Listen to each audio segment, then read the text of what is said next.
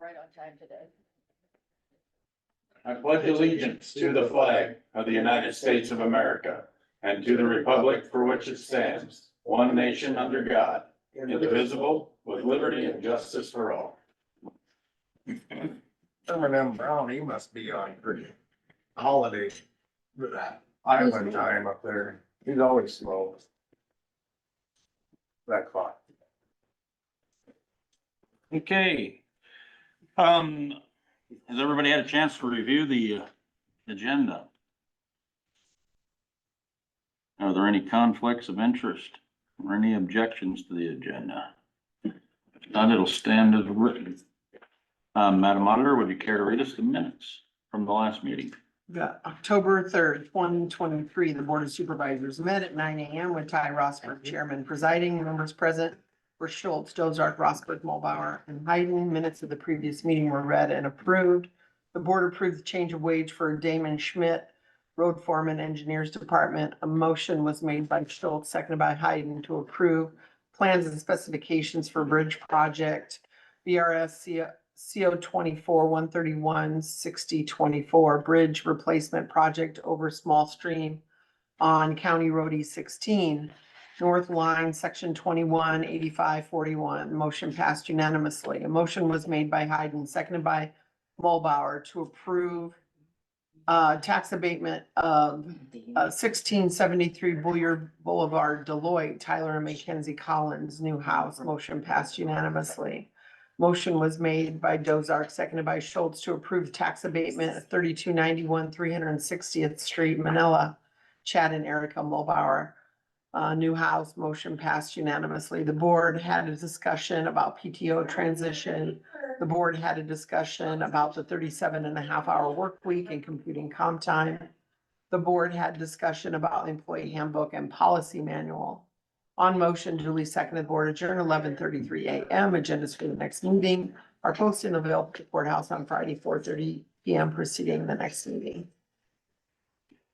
Are there any additions, subtractions, corrections to the minutes? Our discussion. We did. Are there any objections? None? Once it's stand approved and written.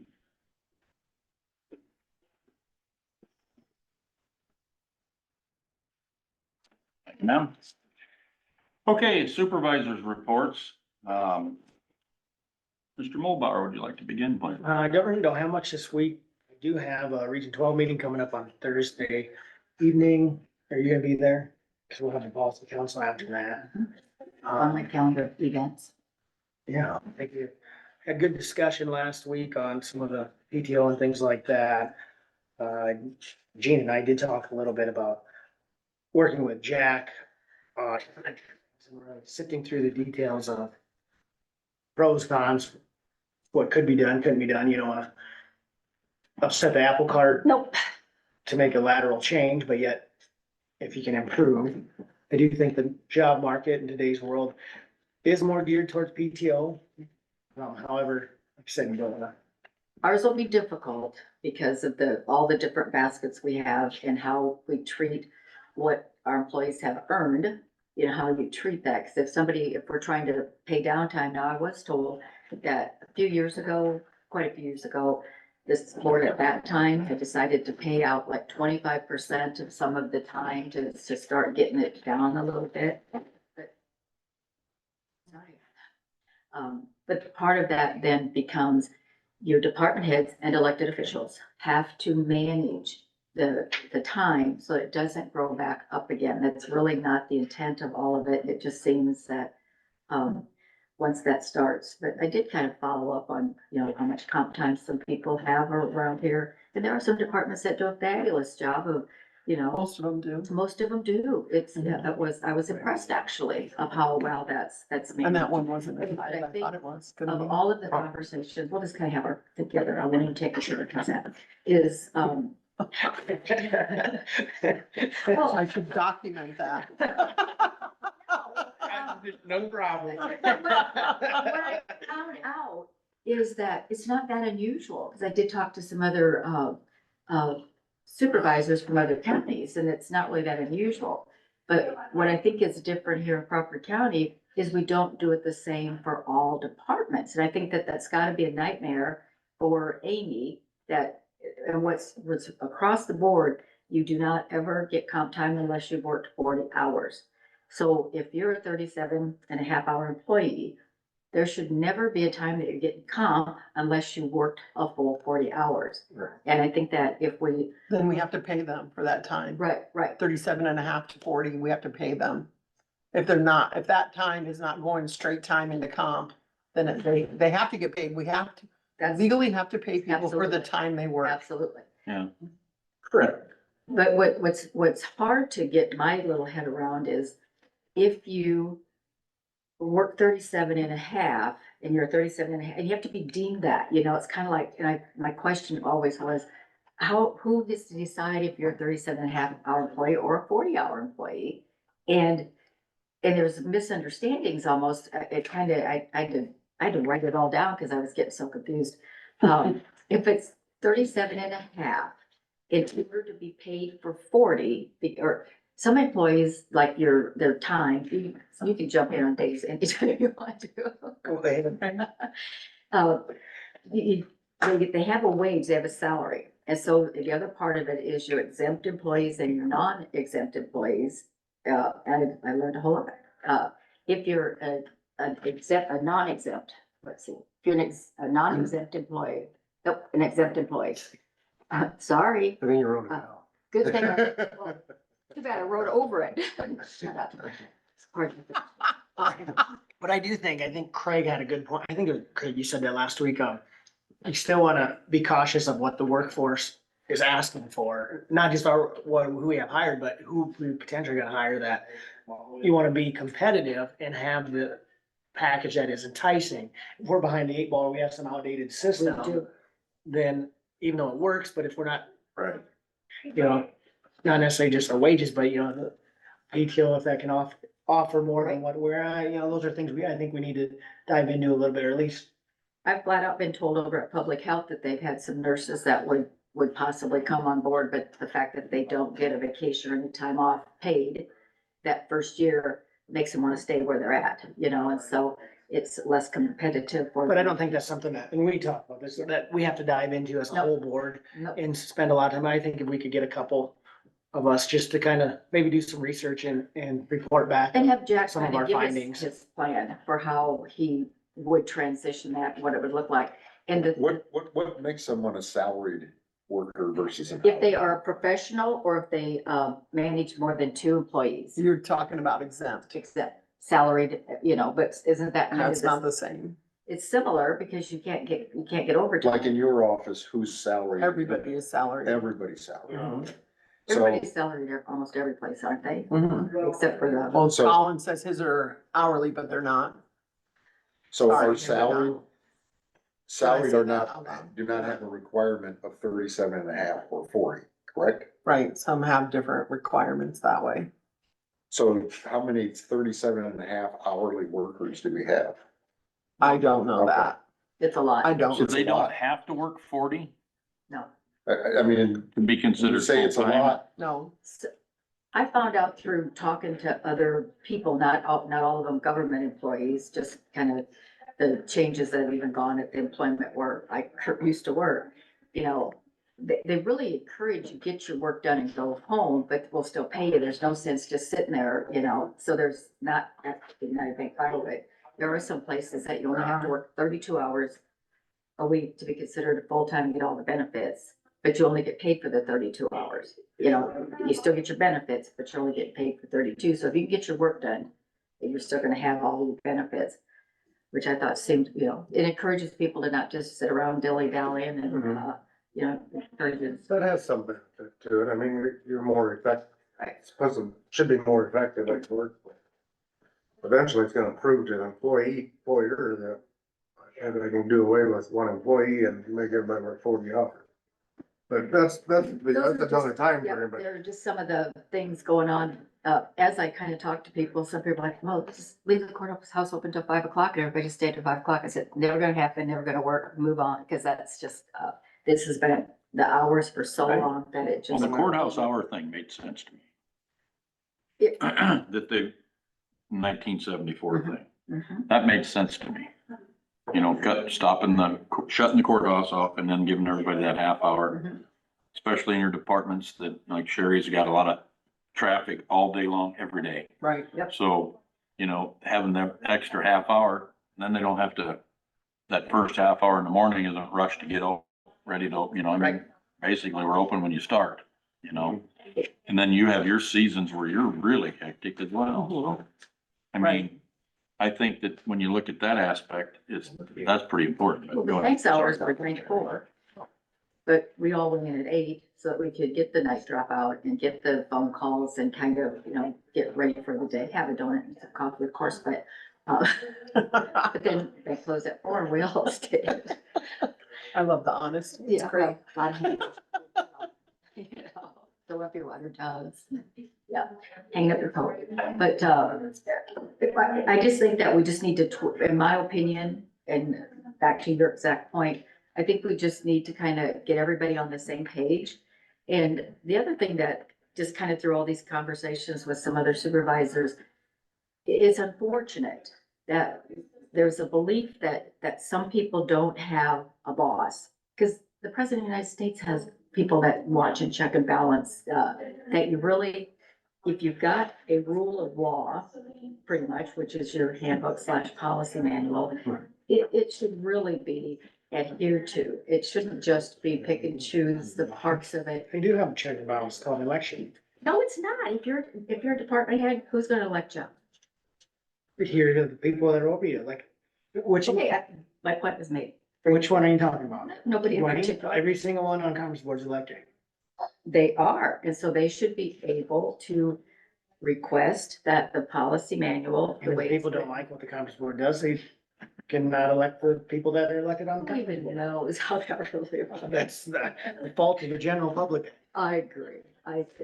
Point well taken. So, and so So you were my, talking about the conference board or Dwayne in that case? I'm just here to put an She's the overall. department head. That's correct. He's not elected by the. He's people. not an elected official. That's correct. I, And so his boss, overseers, I wouldn't say his boss, Right. would be the conference. I agree. Because they're the ones that hire, the ability to hire and fire him. Correct. So if he's not performing, But the expectation has to be out there as far as what you expect as the overseeing entity, that you're able to make suggestions for what you wish to happen. That's, but the other part, and I'm gonna just stop here in a minute. Timesheets, you know, I really had a confusing how timesheets work, you know, if you should be really exactly the time that you work, not you just write down that I was here from 8 to 4:30 when you're really here at 8:10 and left at 4:15. You know, I found out that that's kind of a practice a little bit. I would agree with that to an extent of hypothetical here. Mhm, 'Cause I even run this at secondary roads, cause you know, 7 to 3:30. mhm, That's what everybody's time sheet Right. said. There was guys already out on the road 6:30 blading, cause they got there and mhm. they said, why sit around? Yep. Just, let's go to work. Yep. I'm only getting paid 7 to 3:30. What happens if they got in an accident? What happens then? work comp, You know, it's, your time sheet said you weren't even here yet. good point. Yeah, oh, well, That's why, maybe that spot on when you walked in, when you walked out, yeah, that kind, would save our butt from, who knows if it'll ever happen, but if it did, we could be stuck in the middle of a sticky wicket, you know? even some of this questioning that I did had to do with people that work for the city of Denison, you know, and I found out that whatever you're scheduled for is what goes on your timesheet. So, and one of the parts of that is the lifeguards, you know, who are young individuals just learning the work week. If you get there a little bit late, you still say you were there on time, and if you leave. And I just thought, wow, that is a crazy setup there. So just a little tweaking. I think that the system's not broken. I just think that we need to maybe revisit how we do things. And I think that it just helps people to not have animosity about unfairness that happens from the same employer, which is the Crawford County, that it should be a little bit more uniform how we do everything. And that's all I'm gonna say about that. Thank you for bringing Same it up. note, what I said, you don't wanna old tithing guy's hand behind the back that are giving the county an extra half hour of free labor either. Right. No, that's all part of the whole, the fairness But if of, they punched in when they walked in, like, well, yeah, you know, they were, according to this digital snapshot, yep, they were here. Even though their time sheet, they're only getting paid 7 to 3:30, they were here. And it goes back to kind of what we had said, it's so hard to have the perfect policy handbook or the perfect, you know, setups in place, cause just what you said, those outliers still happen. Yeah, and like I said last week, I think a policy handbook can be developed where it addresses the HR stuff, you know, your vacations, hours worked, and that can be similar from department to department. But each department's gonna have maybe an addendum to it that says, well, we accept all this stuff, but in our department, these are things that we need to operate. That's how I think. and I agree with that, they're not, if you take public health as an example, the way that their staff comes and goes, and they all have a completely different job assignment. It's not a one for all, but I do believe it needs a little tweaking, just to kind of look into it, like Dave said, how we started his. I think the stuff that we've been discussing the last 2 weeks could be put pretty well black and white. Mhm. Hours worked, no matter hours worked, payouts for retirement, that stuff can all be put together and hammered out and accepted.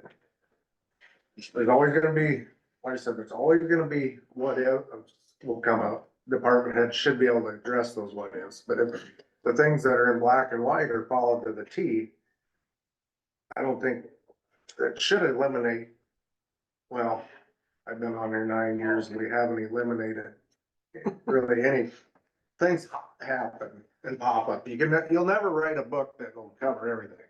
That's true, because you can't think. Right. of You don't know what some of you don't know what questions to ask because you don't know the question until so You don't know what you don't know. you don't know what you don't know. So it's an ever evolving book. I mean, that's where communication is key, where the department head communicates with HR or, says, here's what's happening, how are we gonna address it Right. now before it gets to the point, where it is an issue.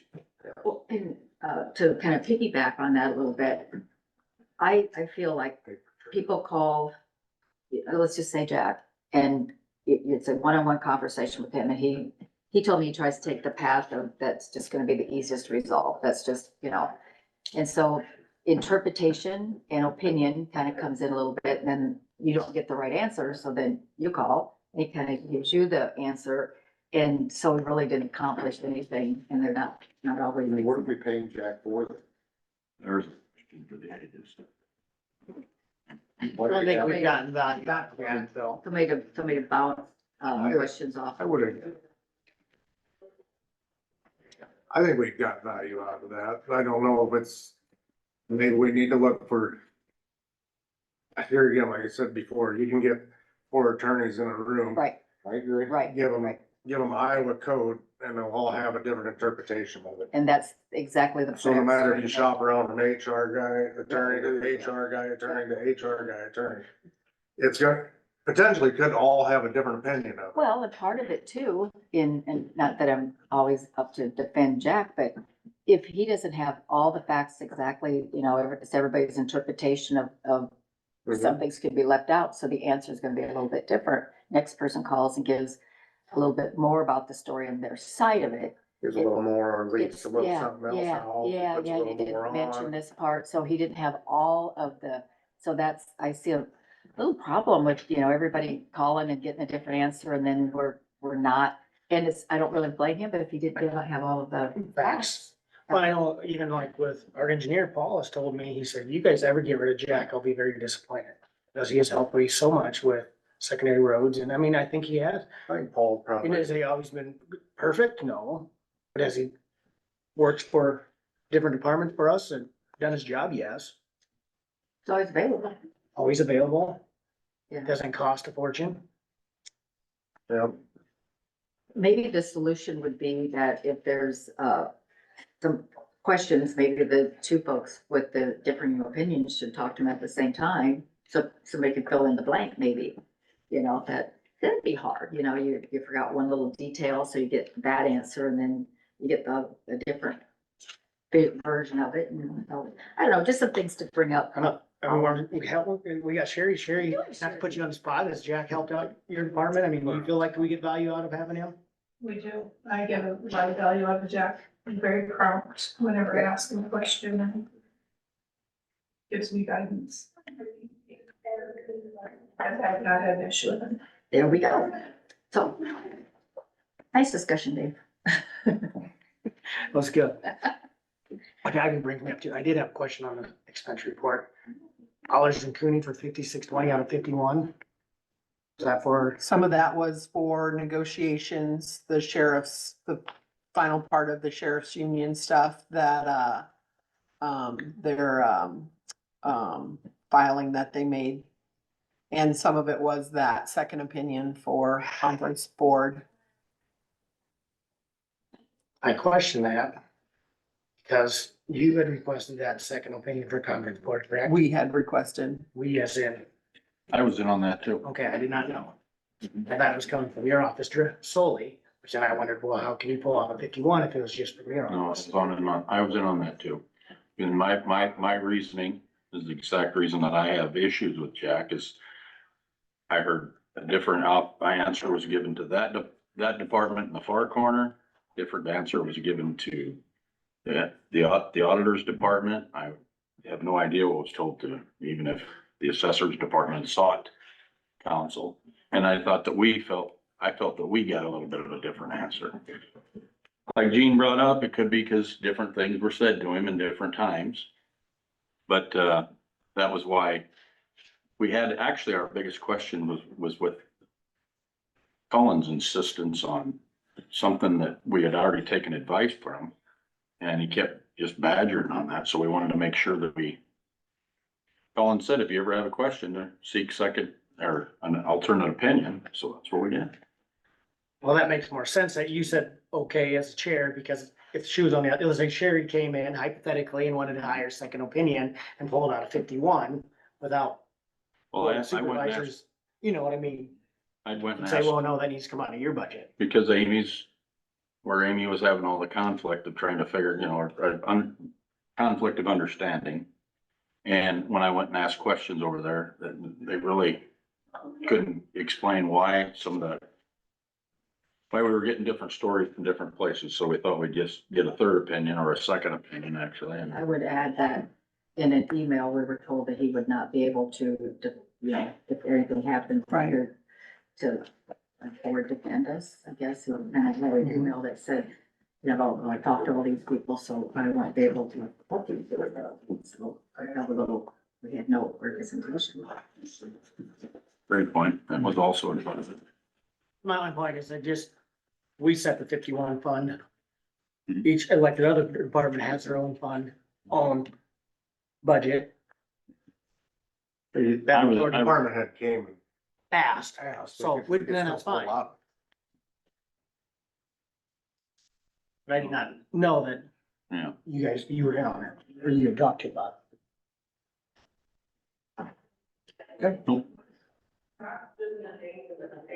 and all you got, it. I got okay, Gene, Well, I kind of took my time up with him, so I will yield my time to. you didn't have any meetings or anything? We had a short, I guess we could talk about, we had a short, meeting for the public health that lasted 5 minutes. We had 2 bids for the doors and, we went with Remedy Glass. They had more detail and they had the operation for the, door in which, the other bid did not. How much were they? 16,742.10 and 15,255. But the lower bid did not have in there the power operator for the door. And they were going to be 8 to 10 weeks out and the other one was only 6 to 8 weeks out. So we figured they could get this one done a little faster. And where the painting has started. The other thing is that the painter had talked to Lynn and so they put a email out to all the board members to start getting the water up to speed so they can start using it. So the board said, go ahead and get that going because we're gonna need it. So there was a decision made to get the water back on, I guess. Dave It's was- not on. They, They're working on getting that pipe moved before the water gets turned on. so things are kind of moving, let's just put it that way, the, Are you moving that pipe now? I mean, it's Yeah, not working on. I'm not sure who Dave, I wanna say Dave was talking to Melvin Totten maybe. Yep. I see. I believe. And letting him know the urgency to get that done. The board figured that we're gonna have to have water anyway. And until we get that water changed and moved, Jake can't really feel comfortable having that room be his room and. Right. So with that being Then said, he should be able to get started on his stuff. Right. hopefully hopefully. they coordinate or with Dave that when that water gets turned on, that the heat also has to be around as well, so we don't end up with a frozen Yep. water pipe again. I think that the right, and It's getting that time of year. the next thing that I'm working on then is an 32. RFP for that bathroom down the basement, flooring, drywall and painting the inside. So that's the next step. And I could talk to Jake. Dump the water out of your camper. Oh, yeah. The board did, decide that they want to go natural gas with the, generator. Right. So we kind of made some progress with that, so Jake no longer has to be wondering which way to go. They just want it to be natural gas hooked up and the, generator, like we talked about before. So it was a short meeting, we just kind of made some decisions. A lot is zooming in into the lunch hour, so things are still moving on. You're gonna start seeing some improvement over there. Good. Yep, she's got the telehandler coming on that 18th, and she's trying to coordinate with the concrete people to make sure that she's not in their way painting that side when they were planning on doing concrete, but they said they were ways out of getting the concrete started, so. So there we go. Okay, good. Okay, thank you. Mr. Dozer. Just to piggyback, I guess, on previous discussion, when I got back last week after a meeting was over, I opened up the Rocket and I see an ad in there from Panama Transfer, which is kind of the hardware secondary roads, we'd be competing with for employees, because they asked for, class A and B, CDLs. But their hourly rate is from 27.05 to 29.05 starting. And that's with a 7% match 401k. And they list right on there up to 180 hours PTO limit. So, we talked about what are other people doing, and I just see this ad and say, hey, that's what other people are doing. That's what the type of people that we're competing with, that we would hire, would also work here. He runs a tight ship down there too. Yeah. Yeah. I really think that we should get together and see what that transition would look like for retaining and enticing new employees. I do think PTO is the overwhelming direction that the That- private sector It's is. just- Well, even I know there's other municipalities, City of Manning, I think is Yep. PTO. Yeah. I mean, it's just how do you, is it something that we could use? How do you The transition? transition, I can remember when the bank went to it, me as one of the old timers was like, but then after you got used to it, it was, nobody likes change. I'm not gonna lie, it's hard Right. when somebody tries Change to. happens one retirement at a time. Yeah, you're probably right. Well, even in, It's easier to do it that way. Yeah. Pioneer's corporate structure, when my wife worked for Pioneer, they had gone to PTO, and they had done a tier system.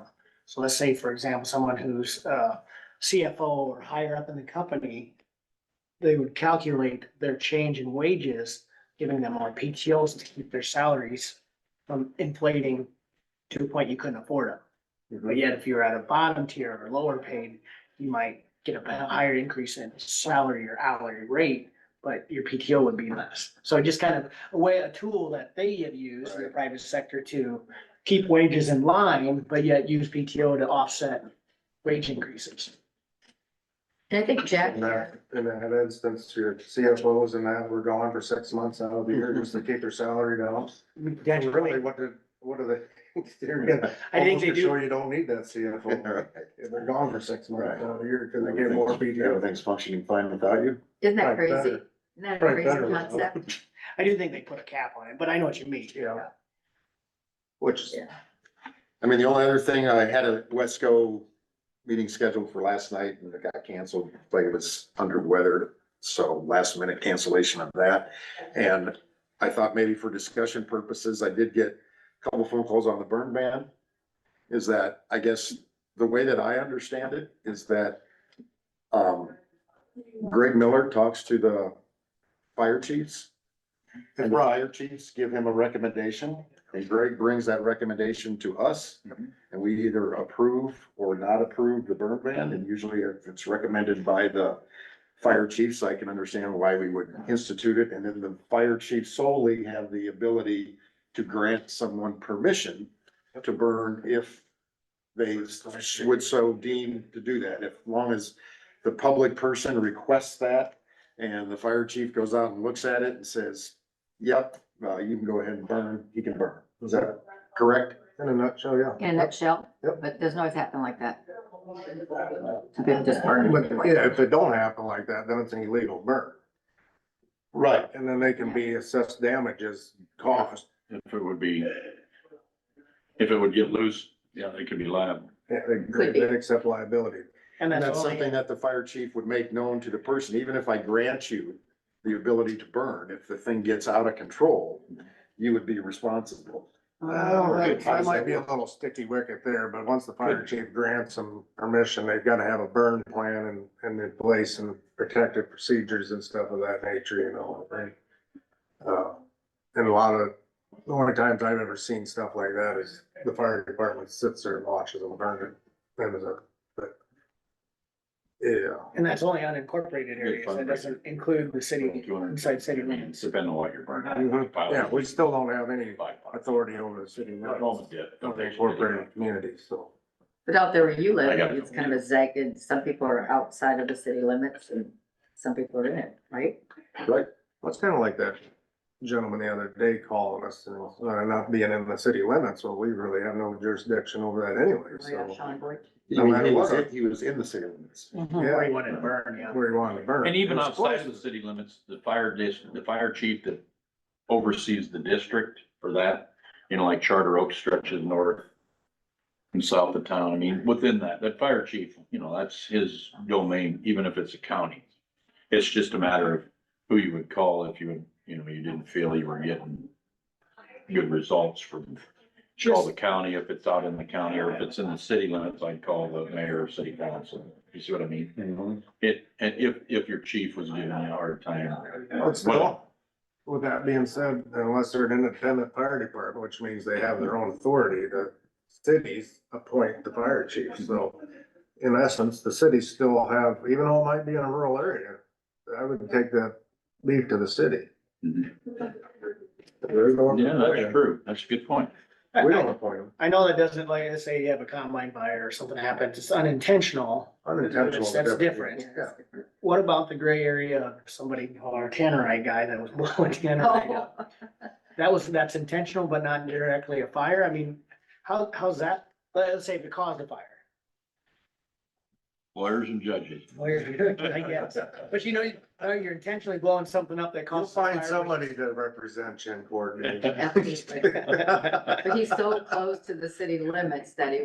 was shooting it into the city limits, although his actual residence is outside. So that was a, real, yeah, who do you call?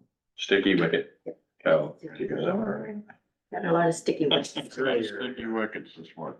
Full weight. That's all I got. Let it in, it rains in, it'll go blow Mr. Schultz? something. A couple things, solid waste, they had a JCB, blew the end cap off one of the lift cylinders.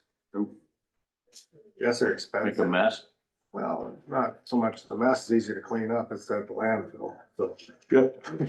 It's at the right place, but it ended up being like $8,000 What? to fix that. What was Cylinder, it? like 21 hours labor, What was it again? just a lift cylinder for the Cylinder. loader they use to haul the garbage and stuff. Oh, my goodness. 21 hours labor to get this cylinder out and tore apart and fixed. How many times, how often do you do that on your loader trailer? I mean, probably took you, what, an hour, 2 hours? Well, I'm guessing it must be inside the tube of the lift, I'm guessing, cause but anyways. Thought I'd let you know that, I mean, That's pretty, Travis, they want, JCB is Some of wanting them to have get a that new where lift they- cylinder on there, he says, why do we need a whole new lift cylinder, it's just the end cap that's causing the problem. So, some of them loaders just have the one big one in the middle. I wonder if that's what it was. it might be, anyways, so. But Travis called us all, we didn't have a meeting, but he called us individually and gave us each scenarios and we voted accordingly, and it was almost unanimous to just replace the end cap and try that instead of $20-some thousand cylinder repair. Some pump companies just like bolting new stuff on instead of actually just fixing the problem, you know. Yeah. It's easier that way. And then I did have conservation board meeting last Wednesday night. Most of the discussion was in regards to the Bell cabin at Washington Park. It means the city's revamping Washington Park. This cabin that sits down there was built in 1857. Moved to Denison from the Greyhound Farm north of Dow City in 1926. So it's been sitting on city property for almost 100 years. And the city wants to wash their hands with it. It must be totally reviving Washington Park, and it don't fit the, Yep. so they're looking for a place for it to go. And the Historical Preservation Committee has taken up the fight to save that cabin. They're not asking for any money from the county, they're just looking for a place to put it. At presently, they're not asking for it. So they got a company out of eastern Iowa that's supposed to be stopping by and look at it and see what it's gonna take to move and restore this cabin. Could be a lot, They're thinking about $70,000 is their estimate.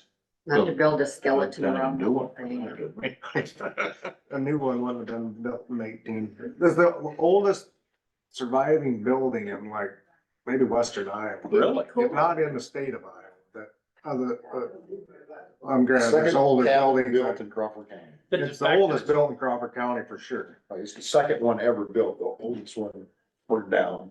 Okay. This one was the second one. Well, that's kind of got some historical value. Is there any Like that. historical grants? Yeah, and Amy, if you got any question, if they can have it open like one day a year, the grants will just flow, so it sounds flow in, but I questioned the whole, I didn't get a chance to talk to her because they had a long discussion about it, but how do you get it's the chicken and egg deal, how do you get the grant if it's not open one day a year?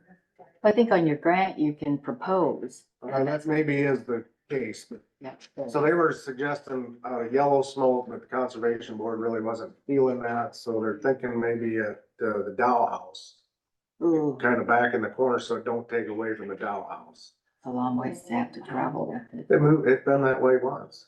Yeah, yeah, but It's moved that far it's, once. it's like It a don't Lincoln matter. log, you know, it's just. put Thing together. moving buildings though, it don't matter if you're going across the street or if you're going 20 miles. It takes the same amount of, Once you get rigging it to jacked get it up, moved, you're right, so- put it Put it on. next to the red schoolhouse.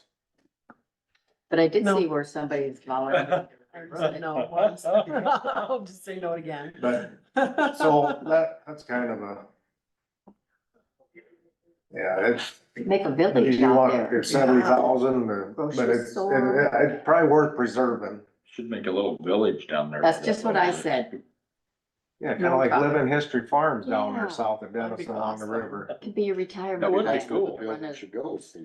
I really want to see Eric Yeah. do the horse and plow thing. Yeah. Schrader's up by north of Schleswig, they'd be able to help you out with that.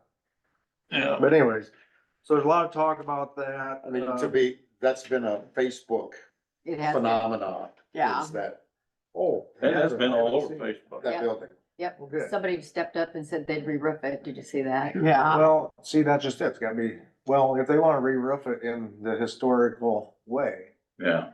the way it sounded, that company from Eastern Iowa will come, take it down board by board, ship it to Eastern Iowa, repair the damage, what's needed, replace, bring it back and reassemble Are they like a on a Amish foundation. outfit or something? Over in Eastern Iowa, you said that made me think of I that. don't, they might have some They'd be ties to the detailed. Amish community to be able to get that, you know, I mean, on Facebook, I think is it Christy Rickers? Christie Richter. She's part of the Yeah. Historic Preservation Okay, Commission. but her explanation, I thought was very good.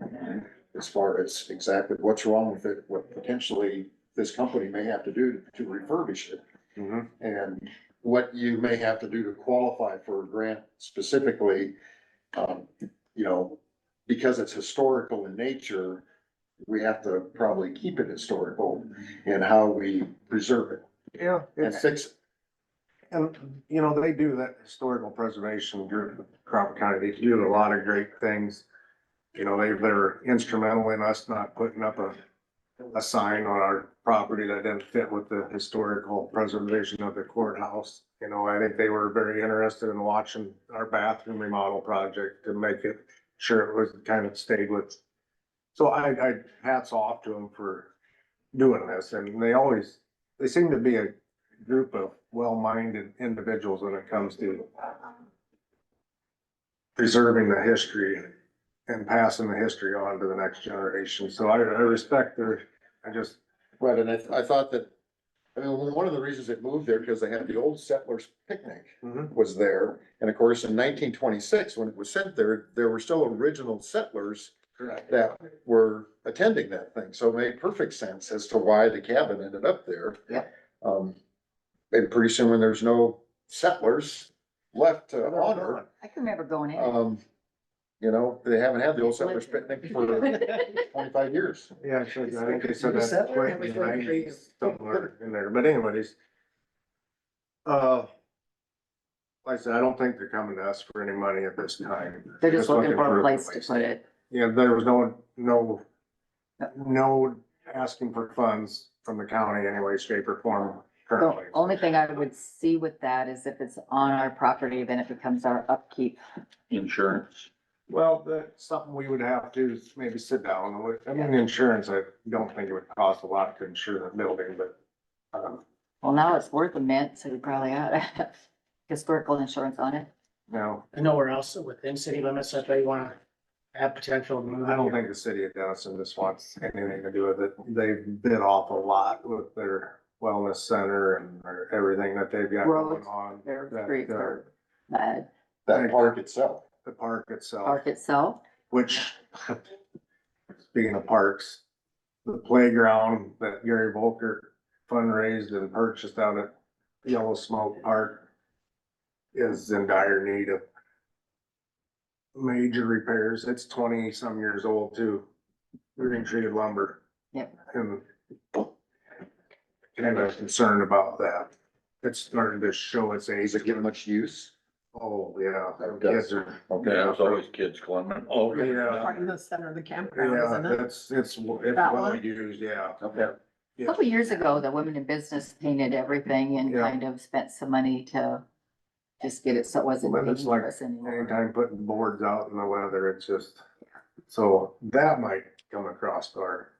I said, well, get a hold of Imagination Station in the city of Denison, maybe we get a heck of a buy, we buy in bulk, Eyeball. Exactly. playground, so. Yeah, great point. And then, they're all for moving the Rainbow Trust Bridge out there, so we get, they can call, and then the Nelson Park electrical plant upgrade. Chris was thinking like a three-phase approach. He's gonna get some numbers put together for phase one to have at our budget time, which is putting some drive-through 50 amp Good. campsites in, out of Nelson's Park, so. Good idea. There was a family that wants to build a shelter house out there that use the facilities once a year, but they really use it that one weekend a year, but they were willing to throw some money at it, but the $2,500 don't go very far when you're building a big shelter house.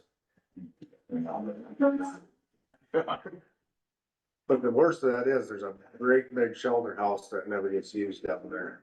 It Down can there. only be moved. The large north upper shelter house. I don't even think you can get to it hardly anymore because the road deteriorated so bad. Oh, yeah. But if you could, that'd be I perfect. forgot about it. Yeah.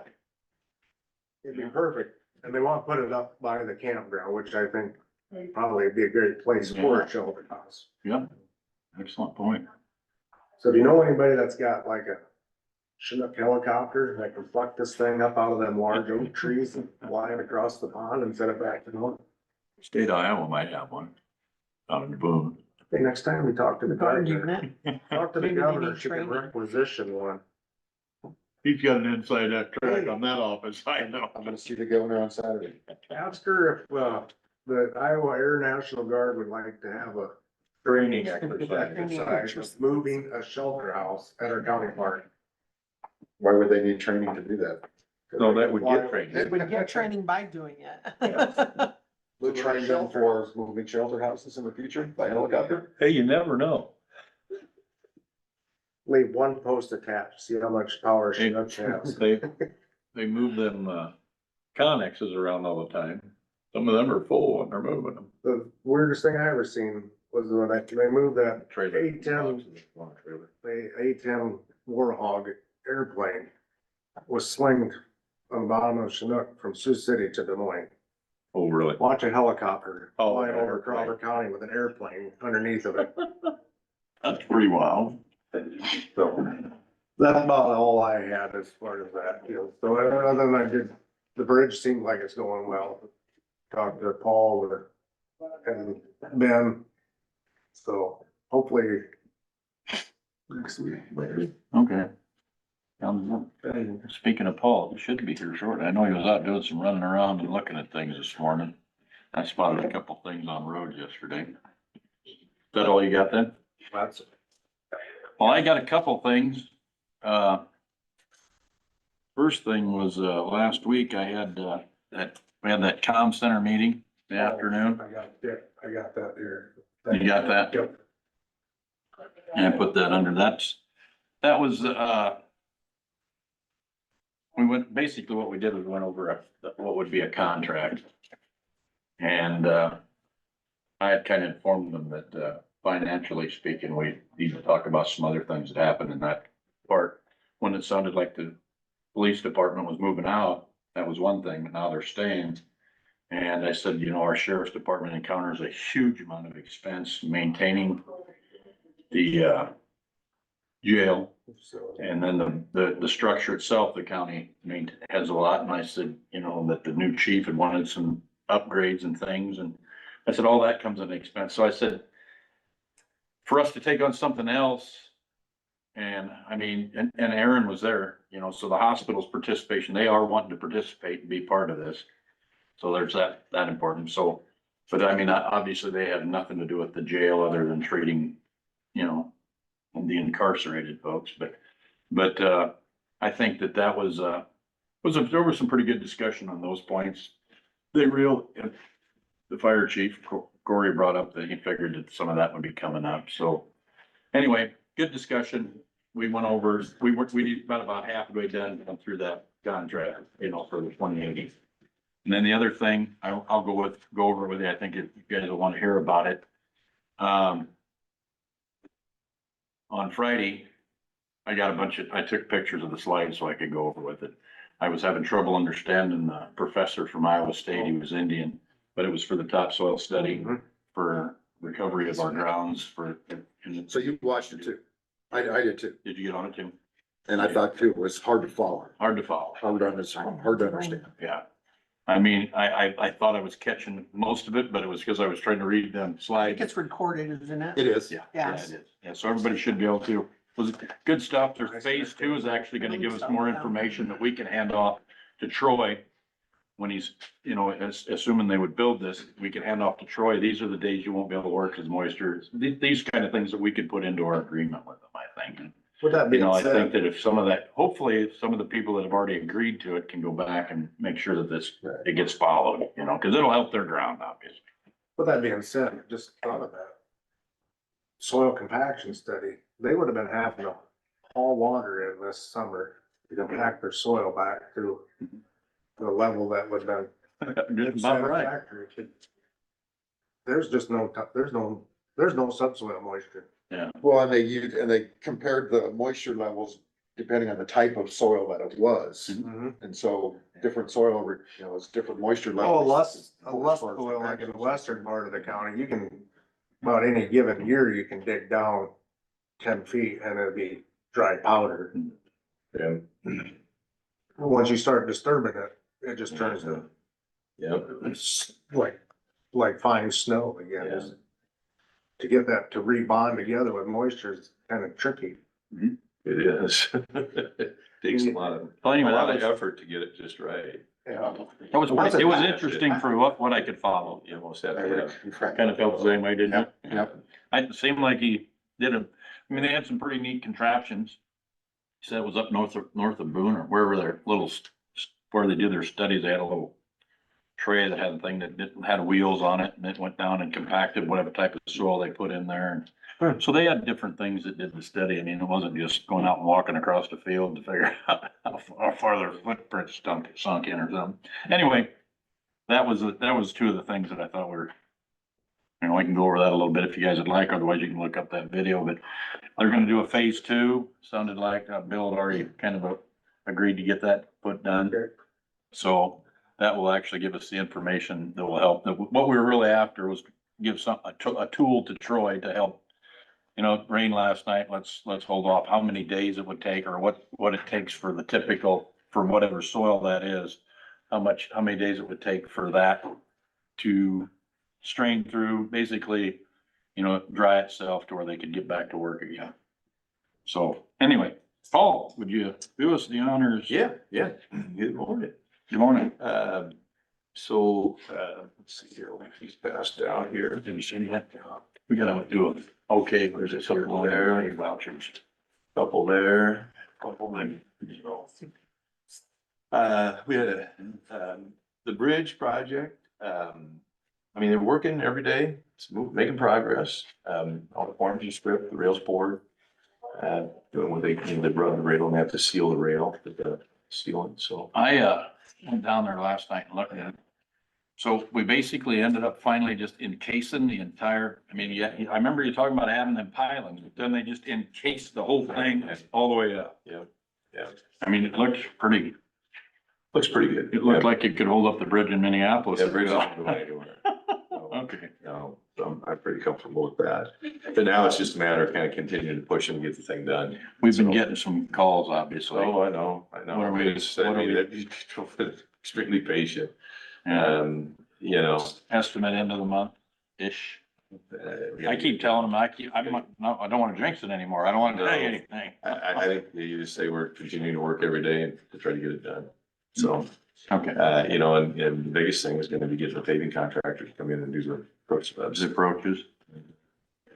So I told Dan last week, I said, we gotta get the bridge done, you know, and they're the damages are adding up on that bridge. Oh, And yeah.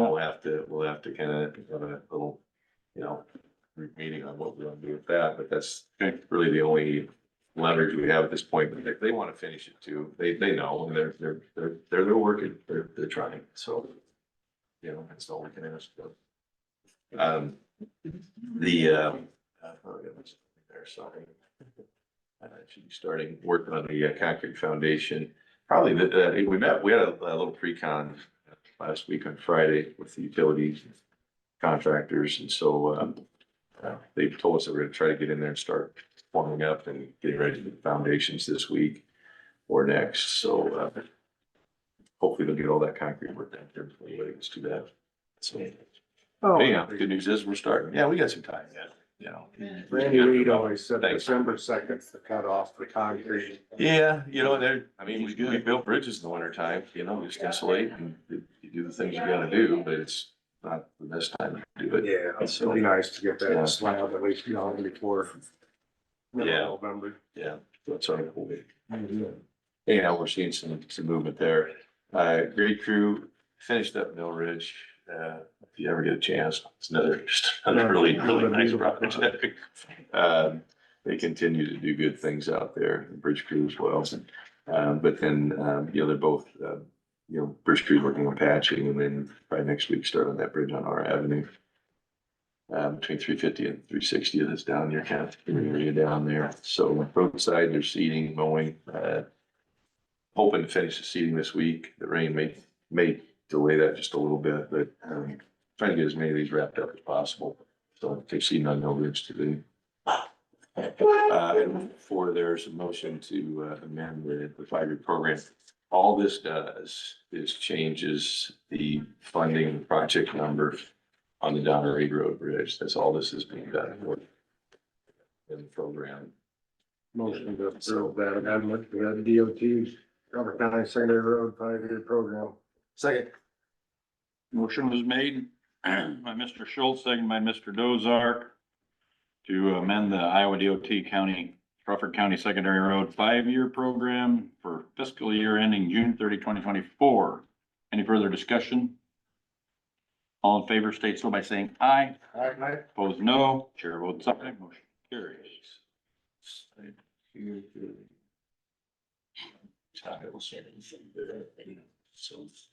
The next item is the purchase of 25,000 ton of maintenance gravel from Howell Materials and other Anthem right pit.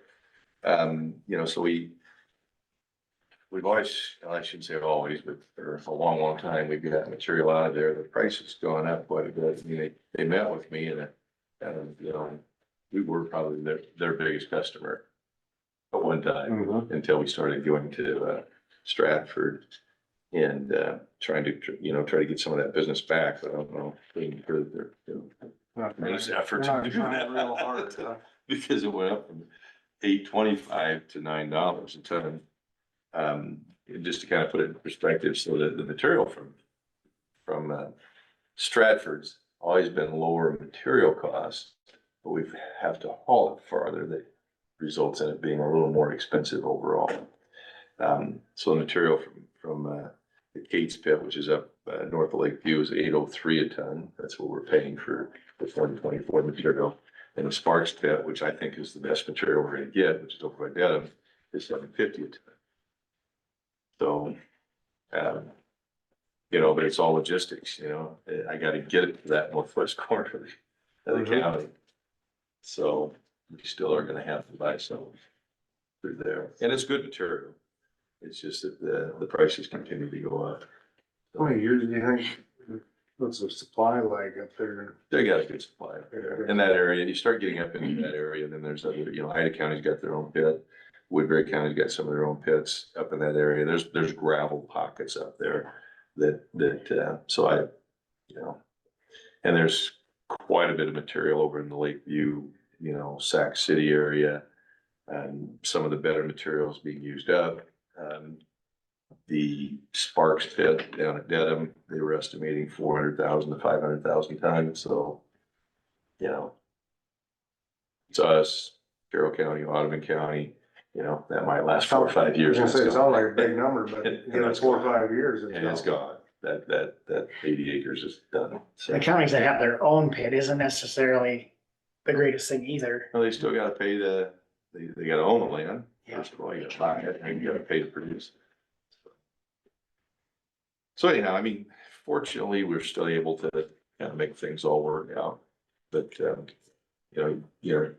but the prices continue to creep up. 75% a ton, that was a pretty big increase. Usually we get 25, 30% a ton. Oh, They're not gonna negotiate it. I mean, it is what it is. that is what it is, yeah. It'll get sold. Yeah. So I got that to approve, so we can kind of lock that in. So if we do that, we'll have everything locked in for 2024. So this will be picked up for next spring. Yeah, this is for next spring's. Yeah. Mr. Chair, I'll make Next a summer. motion to approve item number 5 for the purchase of 25,000 tons. I'll second. Motion was made by Mr. Mulbauer, seconded by Ms. Hayden, to purchase 25,000 ton of maintenance gravel from Hallett Materials from the Anthem Wright pit at the price of $9 per ton. Any further discussion? Hearing none, all in favor state so by saying aye. Aye. Opposed, no. Chair votes aye, motion carries. Okay, and I'm getting prices on dump trucks. I heard Mac went on strike yesterday. Everyone's trying. Everything's just going crazy, so. We rebuilt our plows a couple of years, the last time we rebuilt the plow and Wayne. The guys, if you talk to any of the guys down there, they're not too excited about that. But it did save us some money. I don't know how much, because we had cost and time involved in it. And it does take a lot of time. But, just to kind of put it in perspective, 4 years ago, the dump bodies, plows, all mounted, everything done, was 89,000. 2 years ago, it went up to 111. We backed that down, back down to 89 because we did the plows ourselves, still had everything put on. It's now 144,000. So, And I talked to a couple of the county engineers, I said, what the heck is going on? They said, everything's just inflated the roof. You know, so I don't know, you know, it's. Everything's high. We're gonna have to Everything's high. find some of them old boys that lived through the recession where they could rub two pennies together and make a nickel. Boy, I'd like to find them. So I haven't bought that to you yet, but if we wanna lock in a build spot for next year, you gotta commit to these things. And so,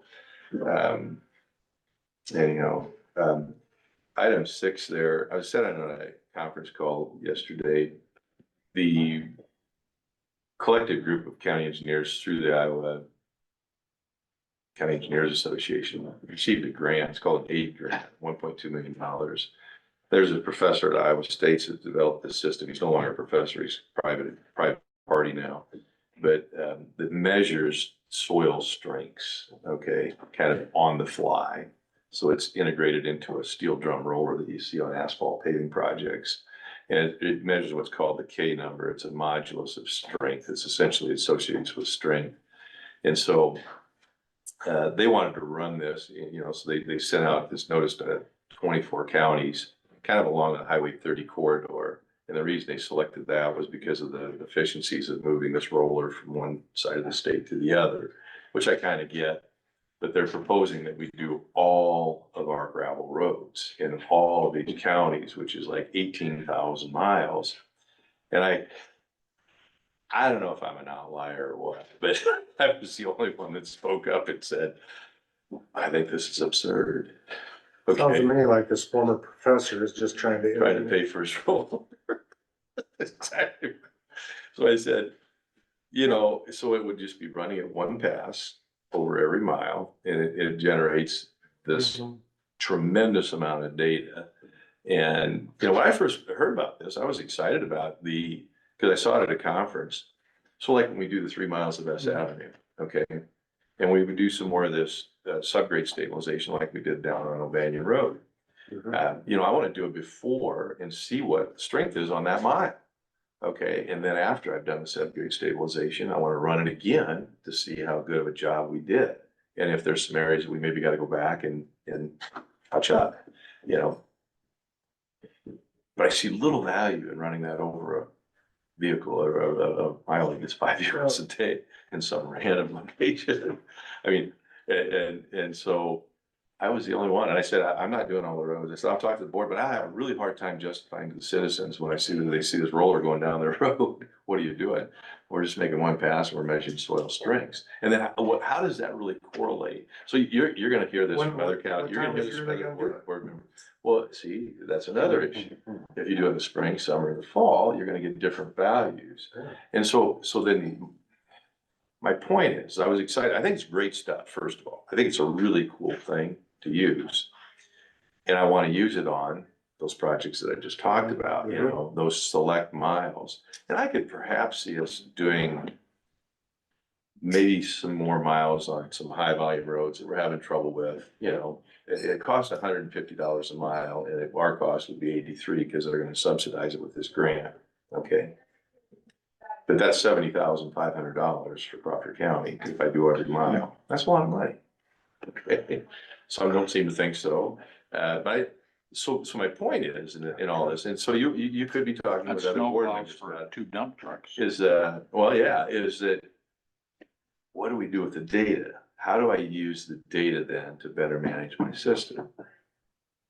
And, you know, so some people were talking about, well, you know, it'll show weak areas, and it would show you weak soil areas. And you'll have this neat map that'll show you green, red, and yellow, and, you know, where your soils are weak but, you know, how does that correlate? Because there was a suggestion that, well, I can help pinpoint frost boil areas. But I asked the question, the direct question, I never got an answer. Is there a direct correlation between the data that we're going to get from that and the probability or propensity of frost boils? Because they're really, in my opinion, not related. This is measuring soil strength.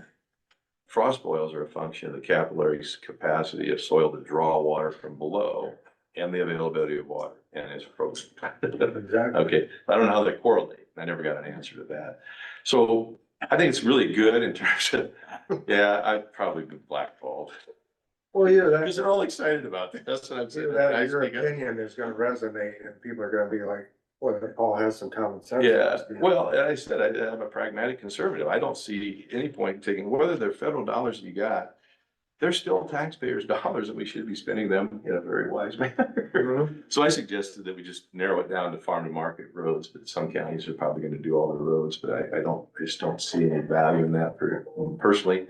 So if you hear, Crawford County maybe just doing select miles, that's kind of what I'm kind of hearing. Why you're doing it. We're So gonna you do can some. that. I'm saying We're that. gonna do some miles, because there's some miles that I think probably warrant it, that we could actually then put in a program and do something with at some point. And then, so we'll have this initial baseline value, and then we come out and we rehab the road, we do the base stabilization, we could do it again. Honestly, I'd pay $1,000 a mile to have it come out just to do that mile. Because it would be that important. If you're gonna spend $1 million to pave a road, that's probably not a bad idea to know if you did a good job or not. That's a You know? different application than just running over every single road. Exactly. I'm using it selectively for construction. This is being used to just basically gather data. Which you already address all of our weak spots by the spring of the year when we have, And it's those so, ro- and you it's- haul one limestone and you, I know, Dave, and that was my point. So, Kind of know where our weak spots are. well, and I mentioned that too, and so we react as the spring unfolds, and it's so variable. Yeah. I mean, your issues could come to rise in this road for 1 year, and next year they're over here, on this There's no one. map at any of the outlying No. shop that says March 1st, you need to haul rock to these Yeah. spots. 'Cause it- Right, and I don't know if this, so it'll be interesting. I mean, if somebody does their whole county, if they come back 5 years and say, oh, wow, this was great. I'm not sure that'll happen. But, in terms of being able to predict where things might occur, I just don't, I'm not necessarily seeing the correlation. I think it's a great tool. I just think they're proposing to use it in a way that doesn't align with what I think would provide any value to us. Like a I- shop. Substantive, yeah. Out of 24 counties, you're the only one that had any other thought on it, everybody else just thought it was, Nobody said anything. that's amazing. Good job, How Paul. do you follow through though? I mean, okay, great, I got all this data. That's my point. What are we Where's the gonna recipe? do? So we got the grant. Full of data, and then you can't Yeah, really. so Right. then you wanna come back and do it again, and then I'm gonna spend it on it. So I mean, you look at Crawford County, and there's high volume roads that we have real issues with. You know who they are.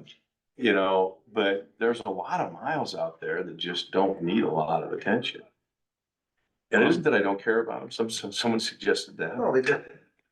That didn't go over well. My road, As I care about all the roads. one of my Some of them places. just need a little more attention than others. But were they There's a originally lower gonna pick the volume, roads they were wider gonna weight do, or road. were they always I mean, gonna let hard- counties pick the roads you wanted done? No, that's what the conference call was about yesterday. And I said, it'd be really hard for me to go to my board and advocate doing all the miles of gravel road in Crawford County and have any, so that's why I'm kind of sharing this with you. Because I don't feel that it, and for the various reasons that I just explained. Yep. But you may get, as you go to other county meetings, you may get people talking about it, and you may say, well, why aren't we doing all of ours? Yeah, Okay, and that's why. So, makes great sense. Yeah. anyhow, going to a multidisciplinary safety meeting up in Cherokee tomorrow. This is kind of where you kind of network and so, the project on L51, we'll hear about that hopefully in December. Hopefully we'll hear good news, but we're also putting in for an HSIP grant, which we could match with the federal dollars because these would be state dollars. And so I'm kind of hoping for $1 million and we'll see what happens there. And then, the Vale Bridge, they ran October 1, they run the numbers to see where you rate, your score as far as ranking for the bridge just outside of Vale on M55. So hopefully we'll be successful there. Find that out in a week or two on where that scored. So, and then Hungry Canyons, that organization, I'm the chair of the executive committee on that, the executive board. And you know, it was started a long time ago, and I'm kind of going through the articles of, you know, not incorporation, but, you know, we're just not seeing as many project applications. I know, Craig, you're on that committee, but I suggest that we have a strategic planning session. Again, I want to make sure that we're spending the taxpayers' dollars prudently.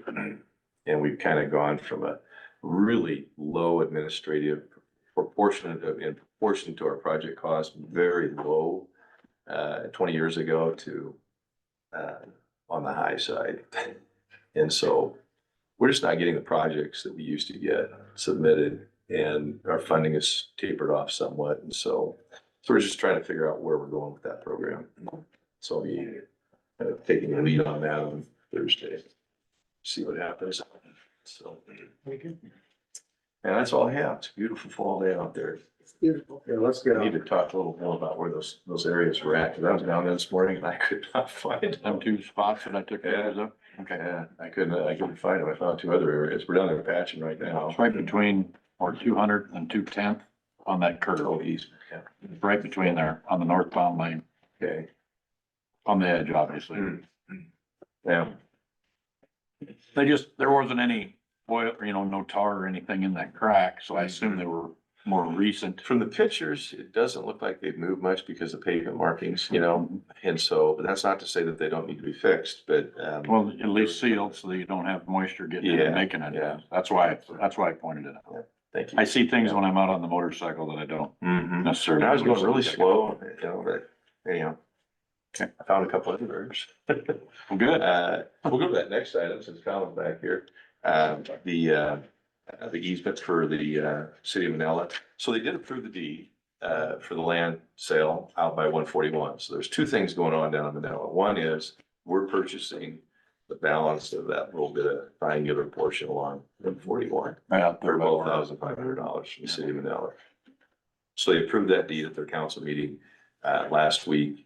And then they're gonna get that up to me and we'll attach the plat, we'll file that, and then we'll send them a check for that. In addition to that, they wanted an easement. They've always been allowed, so they really have a prescriptive easement already because they've always used this area. But this is good because the players in the game change over time. And so this will be a recorded, documented easement. So we did a plat. Okay, that shows where the easement comes, and basically it's just down that road. It's 60 feet in width, and then Colin prepared the easement document. So this will need to be approved, and then what we'll do is we'll record this and give them a copy of that as well. So now there was some discussion about, you know, is 60 feet enough? I said, you know, if there's a big development down there someday, I'm sure that the county would give you another 20 feet. Right. You know, to work with you. And even graded pavement, give you 100 feet if you need it. But see what happens. So they're okay with this. But, you know, I mean, the county will own the property, and I can't believe that there would be anybody sitting in these seats 20 years from now if there was a multi-million-dollar development that wouldn't work with them to give them whatever they needed. I agree. Yep, So, but it's good. but this is good. Remember that, Kyle? Yes. Yeah, 20 just years. keep it nice and clean. Yeah, Nice it and is. Well, it's always good to have a written document. I agree. We're trying to find written documents all the time. Yeah. So I'll make that motion that we grant the easement to the city of Manila. You're younger than me. Okay. We'll have to notarize this. Second. Thank you. No, I'm not. My Yes, office I did. is. I'm a daughter. You are, did you notarize it? Did you second? Terry? Yeah. Motion was made by Ms. Hayden, second by Mr. Dozar. To approve the easement with the city of Manila for strip so designated. Yeah. Any further discussion? Hearing none, all in favor state so by saying aye. I, Opposed, no. Chair votes aye. Motion carries. thanks, Colin. There. Thanks, Colin. guys. Yeah, he's done a really nice job. He prepared the deed and the easement for this. It's very helpful. And then the other land transaction is the swap. And so, you know, I provided you that aerial photo, and there's no real sense of urgency there. We're not, and we talked with this, municipal utilities, so it'll be a swap between the utilities is part of the city, I think, so it's probably still the city of Manila. I'm not sure about that. I talked to their attorney, but anyhow, the Manila Municipal Utilities is going to take the two lots in our old shop building. We're gonna deed that to them. And they're in turn gonna deed us two lots to the west of the property that we're building our new shop on. Yeah. And the board was down there, met with them, and everybody's okay with that. And so we don't wanna deed away our building until we're moved out of it. Right. So that'll be sometime in the spring or summer, early summer next year. So we just need to be kind of communicating with their attorney and getting the documents ready so that when we move out, we can do the swap and everybody's happy.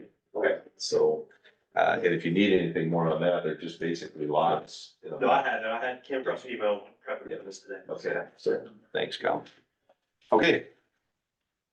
That's all I have. Thanks, Paul. It is a beautiful place. Okay, thank you, Paul. Yes. Okay. I have a question on Colin's here, Colin, secondary roads contract. It's on I know desk. you've been busy, okay. Yeah, I just wanted I to have see where you're at, okay. It's top of the list, top of the stack. Okay, thank you. Okay, did y'all see the Aflac thing? Do we have a board's consensus that that'd be all right to put in the checks? Yep. Or with the check information? Yep. Okay. Madam Auditor. Don't believe I had. You've been saving action thing. Oh, okay, I can go. The only thing that I was gonna add, I think we should have all gotten an email from Courtney with, Iowa Association, Iowa State Association of Counties. On Friday, at least I got mine at, on Friday. And they had a couple of links there. One, the soil compaction study results and phase 2 study presentation. That's a pretty good one. And then the last one, the soil compaction study, phase 1 executive summary. Those are both pretty good. I got more out of them than I did listening. So instead of listening to the whole webinar, if you wanna catch up to base, click on those. That's probably the best thing to look at. I mean, I took pictures off of his PowerPoint. And a lot of those pictures are in that study presentation. That's what I suggested you Yeah. that. I think the study did exactly what we were after. I mean, we found out what kind of issues. So I think that'll be, and it'll be helpful beyond this pipeline. Obviously, when we got vehicles up, you know, we got the windmill field that's gonna be in the southeast corner of the county. It's coming up. Or at some point anyway, and different things like that. And even if, you know, wherever we're working on something, I think this will be very helpful to counties overall. And, I think that kind of covered really what I was gonna go over. I've got some NACO meetings this week and next, so just the Ag Committee and I think the Veterans Committee. There's been some stuff with the VA and what they're, and things that are going on inside there with funding. And, giving veterans the ability to use their VA funds to go to outside hospitals, public hospitals. And, basically setting it up in what seems to me like what the TRICARE is for the retired folks. And I'm not too sure I'm all that crazy about that, other than when you're in areas that are hard to, you know, it's hard to reach where the VA hospital is. I mean, I've been suggesting, like, just use us, for instance. With Carroll's being accessible over there, but that puts you clear over in the Des Moines sphere of influence, so you gotta travel that way. So that's hard for our guys that live here, especially over in the western part of the county, because, you know, they're attached to Omaha. I'd like to see, like, where was a 2 or 3 day, you know, what if they had, like, between Horn and Crawford, you know, you could do 3 days in Crawford, work something out with Aaron where you could have a little office in there for a nurse practitioner and an RN and then a staffer. And do the same thing up in Ida County for a couple days. You know, obviously their population's large, so you assume their veterans population's a little lower. And they could be up there for 2 days. That's for the guys that, you know, guys and gals that are a little older, and the drive clear to Omaha is a lot harder to do. I mean, Louise provides us transportation out of here, but even to get here sometimes, you know, gets to be a challenge in the winter. That vehicle can't go. I mean, I remember going down one day for treatments, and as I'm getting to Woodbine, there's our shuttle for Crawford County was actually turning around at Woodbank, coming back. So somebody missed appointments that day because of that. So those are some of the things that are going on inside the VA that are being discussed. And so I'm sure that'll be on our meeting here this week. So just thought I'd give you guys a little heads up on that stuff. So anyway, that's all I got. Anybody else got anything? I'll just, throw this out there if you guys haven't had a chance, but Terry and, Sarah, you know, put a bunch of our old records online that you can access. And, with Terry's help, I got signed up and you can go there. And, that's really some cool information that you can find. So, I mean, if you're ancestry doing some stuff that, and you always wanted to find that information, you can actually go. I mean, the first box like here is, you can search, land deeds 1855 to 1877. So, and not surprising, the very first one is Jesse Dennison. So Very first one in. So the link to get to the site to get started is available on our website. Go to the homepage. You'll see, I believe there are like 5 or 6 small rectangles across that kind of highlight some special things. It's the one all the way to the, I think it was record something. I can't remember. Do you remember? I don't, I think that's, Something records. Anyway, that's, you click on that, it'll take you, you sign up. It's a free sign up. So yeah, even for the public and stuff, they can Excellent. do that at home. So record search. record search, that's what it was. Thank you. That part of our new thing that we just put in. there? Yep, that COT did that COT, for there us, you go. COTT, yep. All right, excellent. Well, thank you. I'm sure that'll be beneficial to somebody out there, Absolutely. looking up family records and stuff. That's it. Well, it's nice that you can do it from your home, Yeah, you know. Right, you It's- don't have to walk into the courthouse and, you know, some people are still very aware of. And I mean, usually it costs you some funds. I mean, like, if you're out of state and you wanna get that information from a county, maybe that your grandfather or somebody settled at, you know, if you request that, at least when I've tried to do that, going through North Dakota, they always request, well, then it's $5 for this or $10 for that, cause they gotta ship it back, or if you can go online, Right, download it, print it. Start That's all you need. funds doing what cost it's of your supposed to do. electricity for your laptop. There you go. Courthouse. Outstanding. Well, thanks for bringing that up. Appreciate it. Anything further from the board? Hearing nothing. Public input, citizens input? I have. Sherry? Does Okay. anybody else? No, go ahead, Sherry. I'll ask them in a sec. I was hoping to get in here, but before you guys did the personnel changes, just before my office was scrutinized, to talk about the reason I did the wage change, when and why I did. I had, one person, resign, as you can see on there, and I needed to fill that position immediately. It's a very hard position. My office can't function without a driver's license supervisor. I've been training Tammy, have Tammy cross training for the last couple of years, knowing that probably my next retirement would have been Lisa. So I had Tammy positioned to step into that position. So that's why she was appointed and her wage change was effective immediately. I don't know if you guys have any questions about that. I do not. Nope. With the resignation, it kind of all flowed. It did. Makes sense, steps in place. It did make sense. I have a new posting, and I haven't gotten any applicants yet. I want you to know about that. I have it on the main floor. I have it in both of my offices. I have it on the county website and I have it on social media, and people are sharing it on social media. What the pay, is not posted on there, but people know what we get paid, and I feel like that's a factor. I know in one of our other offices, somebody left because of the pay, and that department head is on their 3rd offer because of the pay that we are starting at. So I think that's a concern, and I think Craig kind of touched on that a little bit earlier on about even secondary roads. One of my things, like I said, it's been up for a week and I have had no applicants. I'm looking back at the last opening I had, and I had, I don't know, 5 or 6 people apply. I had 3 of them that were very good. So I'm going to probably look back at them a little bit. One of them I obviously selected and hired. Another one was very young. I had concerns about that. And the other one that was very good was out of county. And I'm trying to keep the position. I'm trying to hire somebody in county.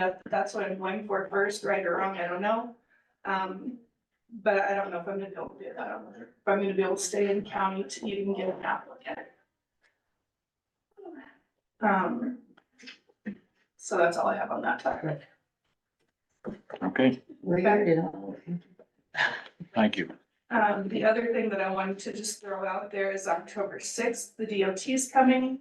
And this goes back to Kyle and Dave when you guys went down October sixth, to how did that go?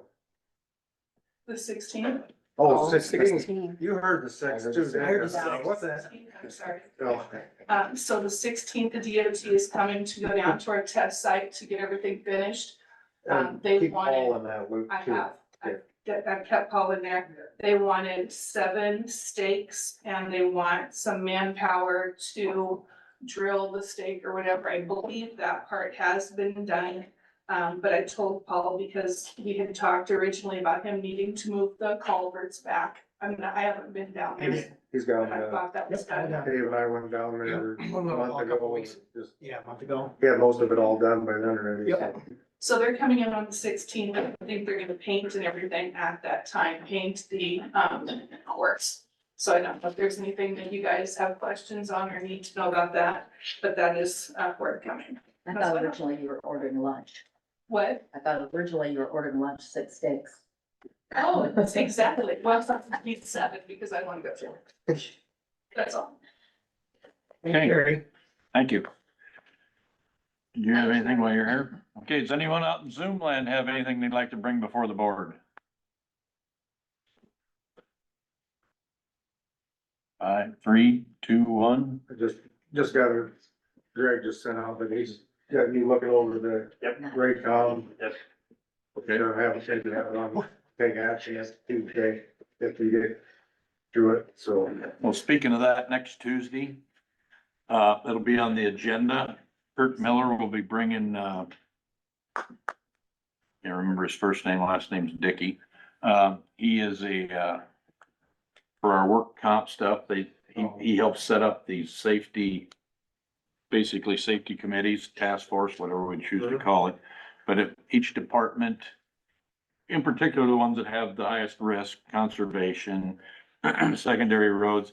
I think our county, and they actually brought it up, does an excellent job with safety.